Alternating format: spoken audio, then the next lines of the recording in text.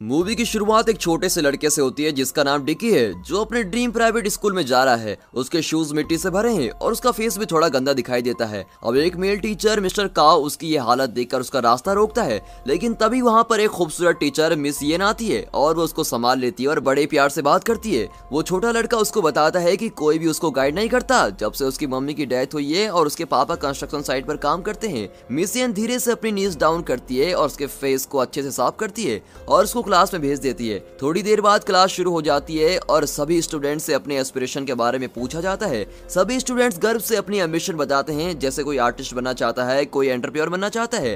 और जब डिक्की की बारी आती है तो वो बोलने की कोशिश तो करता है, लेकिन सारी क्लास उसके ऊपर हंसने लगती है और टीचर उसको निराश होकर देखता है। लेकिन डिक्की ये भी एक्सप्लेन करता है कि गरीब होने की वजह से उनके लिए एक सम्मान और इज्जत मायने रखती है। अब टाइम निकलता है और मिस्टर काओ अपना पेन जानबूझकर नीचे गिरा देते हैं और डिक्की उस पेन को उठाकर काओ को देता है, लेकिन मिस्टर काओ उसके इस काइंड बिहेवियर से खुश नहीं होता और उसको पीछे धक्का देते हैं और खुद उस पेन को उठाते हैं। अब डिक्की के पापा को दिखाते हैं जो कंस्ट्रक्शन साइट पर काम कर रहे होते हैं। वो बिल्डिंग के टॉप पर बैठकर खाना खा रहे होते हैं। जब रेसेस का टाइम आता है तो सबको धमकाने वाला लड़का जॉनी अपना एक्सपेंसिव रोबोट CJ-1 लेकर आता है और क्लास को दिखा रहा होता है, लेकिन जब डिक्की वो देखने आता है तो वो डिक्की को धक्का दे देता है और शॉर्ट हाइट के स्टूडेंट को टीज करता है और मोटी सी लड़की मैगी को चिढ़ाते हैं। उतने पर डिक्की आता है और उनको रोक देता है और मैगी को बचा लेता है और फिर उन दोनों में दोस्ती भी हो जाती है। कंस्ट्रक्शन साइट पर बहुत भारी काम चल रहा होता है। बॉस नोटिस करता है कि डिक्की के पापा यानी टी से काम नहीं हो रहा। बॉस उसको धक्का देते हैं और जाने को कहते हैं, लेकिन वो जॉब करना चाहता है क्योंकि उसको अपने बेटे के लिए एक नया फैन लेना है और वो एक इलेक्ट्रिक फैन उसको गिफ्ट देना चाहता है। अब डिक्की अपनी काली रातें सेलिब्रेट कर रहा होता है और उसको अच्छी नींद आ जाती है,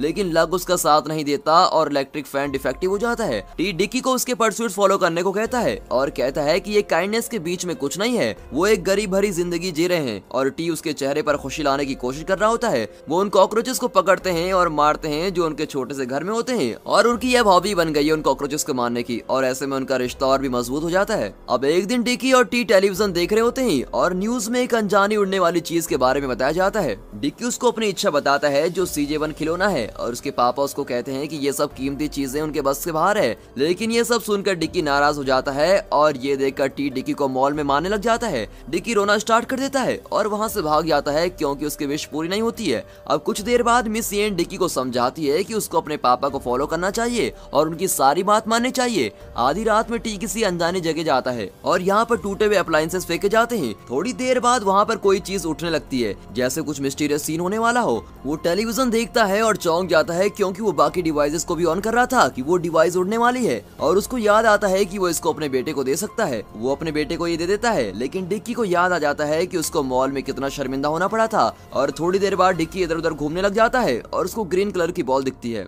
अगले दिन डिक्की बहुत ही एक्साइटेड होकर अपनी फ्रेंड फैनी को दिखाता है। उसके बाद जॉन फिर से बुली करने लग जाता है और उन दोनों में इंटरफेयर करता है और उसकी चीजें चेक करने लग जाता है। जब डिक्की अपनी चीज के लिए फाइट करने की कोशिश करता है तो जॉनी विसल बजाता है और अपने बड़े से दोस्त जिसका नाम स्टॉर्म ड्रैगन है उसको बुला देता है और वो जानता है कि वो इतने बड़े लड़के से लड़ाई नहीं कर पाएगा, इसीलिए वो बहुत तेज है और स्माइल कर देता है और उससे अजीब तरीके से हैंडशेक करता है। लेकिन स्टॉर्म ड्रैगन उसका हाथ पकड़ता है और उसको पूरी फोर्स के साथ फेंक देता है। अब डिक्की के पापा उसके चेहरे पर पड़ी चोट के निशान देखते हैं और उसको डांटते हैं। उसकी फटी हुई यूनिफॉर्म देखकर उसको वार्निंग देता है कि अब वो किसी भी लड़ाई में शामिल नहीं होगा। जब उसके पापा उसको लड़ाई के बारे में पूछता है तो डिक्की अपने मिस्टीरियस टॉय को दिखाता है और थोड़ी देर बाद टॉय ट्रांसफॉर्म होने लग जाता है और डिक्की को लगता है कि वो भूत है जो रात के अंधेरे में ट्रांसफॉर्म हो रहा है। अब ये देखकर डिक्की रोने और चिल्लाने लग जाता है। इस आवाज से इरिटेट होकर उसके पापा उसको बंद कर देता है। जब तक वो अपना मुंह बंद नहीं करता, वैसे ही उसके आसपास रोशनी स्टार्ट होने लग जाती है और मैजिकल ट्रांसफॉर्मेशन होने लगता है और एकदम से लाइट पड़ती है और उसको स्पेस के बाहर की दुनिया में ले जाता है। फिर वो देखता है कि टॉय एक क्यूट फजी फेस में ट्रांसफॉर्म हो जाता है। अब टाइम बीतता रहता है और उसके पापा को लगता है कि उसको डिक्की को कैबिनेट से बाहर निकाल देना चाहिए।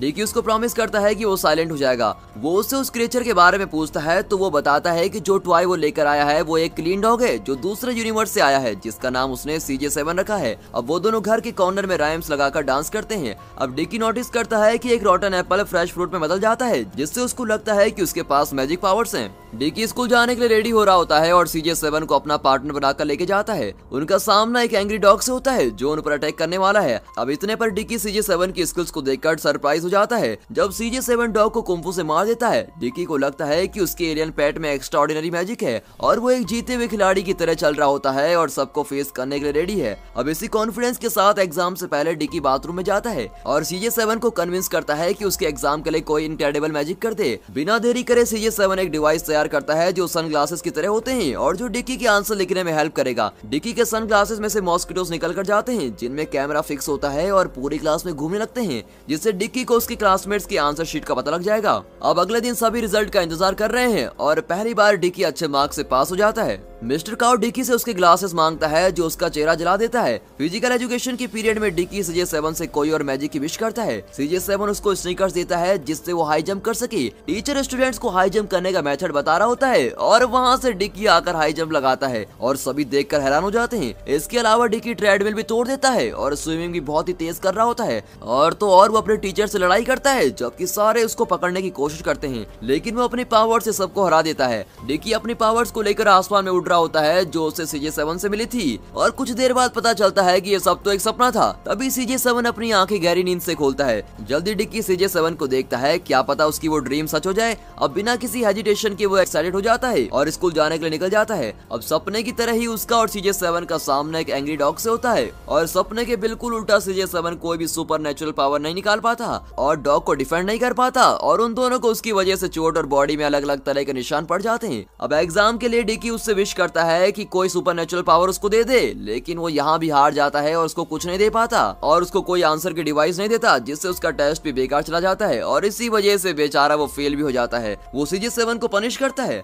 अब आगे की क्लास से पहले डिकी उससे स्नीकर्स मांगता है जैसे उसने ड्रीम में देखा था, लेकिन वहाँ फिर से कुछ नहीं होता और CJ7 उस पर बहुत सारी पॉप कर देता है, जिसकी वजह से डिक्की को पूरी क्लास के सामने शर्मिंदा होना पड़ता है। जब घर आने का टाइम आता है तो डिक्की डिसाइड करता है कि एलियन डॉग CJ7 को कचरे के डब्बे में फेंक देगा। अब कचरे के डब्बे से थोड़ी दूर निकलकर डिक्की को एकदम से रियलाइज होता है कि CJ7 ने उसको कोई प्रॉमिस नहीं किया, जो भी हुआ उसी की गलती है, उसने उससे उम्मीद लगाई थी और वो जल्दी से कचरे के डब्बे के पास भागता है, लेकिन कचरे वाला उसको वहाँ से ले गया होता है। डिक्की ये देखकर बहुत ही नाराज हो जाता है और रोने लग जाता है। डिक्की अपनी सारी गलती अपने पापा को बताता है, लेकिन एकदम से ही वो CJ7 को देखता है और उसको गले लगा लेता है। दूसरी तरफ उसके पापा हैरान हो जाते हैं कि ये टॉय कहाँ से आया और CJ7 कैसे काम करता है। वो उसको स्क्वीज करता है और उसकी बैटरी वगैरह चेक करता है। इसी बीच वो देखता है कि डिक्की को सोने में परेशानी हो रही है। डिक्की को गर्मी की वजह से नींद नहीं आ रही होती है। अब CJ7 अपनी पावर से मैग्नेटिक और इलेक्ट्रिक चीजें निकालता है और फैन को ठीक कर देता है और थोड़ी देर बाद वो चलने लगता है, लेकिन इतनी ज्यादा पावर निकालने के बाद CJ7 बहुत ही थक जाता है। सुबह सुबह डिक्की के पापा पूछते हैं कि ये फैन कैसे चलने लग गया। डिक्की और CJ7 जल्दी से स्कूल के लिए निकल जाते हैं और रास्ते में उनको बुली ग्रुप मिल जाता है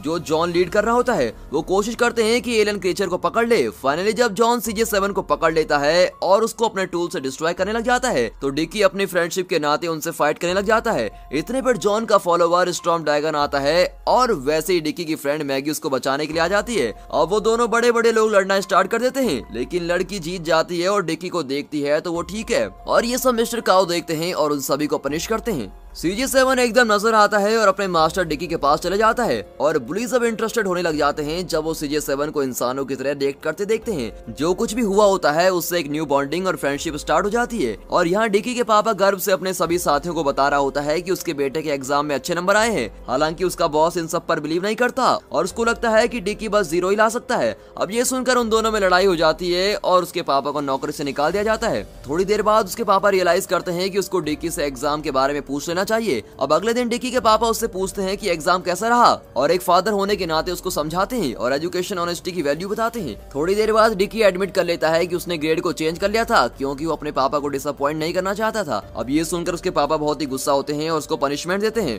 डिक्की अनजाने में ये बोल देता है कि उसके पापा को उसकी लाइफ से निकाल दो और निराश होकर उसके पापा भी यही कहते हैं कि वो भी यही चाहता है और उसको अकेला छोड़ देता है। लेकिन एक फादर होने के नाते ये उसका फर्ज है कि वो डिक्की की सारी जरूरतें पूरी करे। वो डिक्की के लिए स्कूल में लंच लेकर जाता है और यहाँ वो उस खूबसूरत टीचर मिस इवन से मिलता है। मिस इवन उसको कहती है कि वो उसके एग्जाम में हेल्प करेगी और जो भी प्रॉब्लम्स आ रही होंगी उसको समझाएगी। वो टीचर का धन्यवाद करता है कि वो उसके बेटे के लिए इतना सोचती है। थोड़ी देर बाद उसके पापा अपने काम पर वापस चले जाते हैं और अपने बॉस से बात करने की कोशिश करते हैं, लेकिन अनएक्सपेक्टेडली उसका बॉस उससे माफी मांगता है कि जो कुछ उसने डिक्की के लिए कहा था, और कहता है कि वो फ्यूचर में जरूर सक्सेसफुल हो जाएगा। और फिर उसके पापा अपना काम करना स्टार्ट कर देते हैं और वहाँ डिक्की अच्छे मार्क्स लाने की कोशिश करता है और 65 से ऊपर मार्क्स भी ले आता है। लेकिन तभी एक भयानक घटना होती है। जब उसके पापा काम कर रहे होते हैं, ऊपर से गैस का टैंक नीचे आकर गिरता है, जिससे उसके पापा जिंदगी और मौत के बीच झूल रहे होते हैं। बिना कुछ जाने की क्या हुआ है, डिक्की हॉस्पिटल को घूर रहा होता है, जबकि हॉस्पिटल अथॉरिटी रो रही होती है। मिस इवन ये खबर लेकर आती है कि उसके पापा अब नहीं रहे, दोस्त को तोड़ कर रख देती है। वो ये समझ नहीं पाता कि उसकी टीचर उसके पापा की डेथ पर रो रही है, जबकि डेथ तो हो चुकी है। लेकिन CJ7 अपनी मैग्नेटिक पावर से उसको जिंदा करने की कोशिश करता है। एक दिन जब डिक्की उठता है तो वो पास में अपने पापा को देखता है और बहुत ही पछतावे के साथ वो अपने पापा को गले लगा लेता है और उसको कहता है कि वो अपने रिलेशन को इंपॉर्टेंस देगा। इसी दौरान CJ7 आता है और किसी को बचाने के लिए वो अपनी सारी पावर्स यूज कर लेता है